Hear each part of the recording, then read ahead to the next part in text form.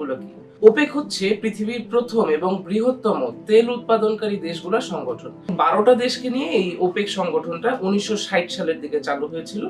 সংযুক্ত আরব আমিরাত হওয়ার আগে আবুধাবি 1967 সালে এই সংগঠনে যুক্ত হয়। প্রায় 6 দশক পরে এসে সংযুক্ত আরব আমিরাত, যারা কিনা ওপেকের তৃতীয় বৃহত্তম উৎপাদনকারী, তারা বলল যে তারা আর ওপেকের অংশ থাকতে চায় না।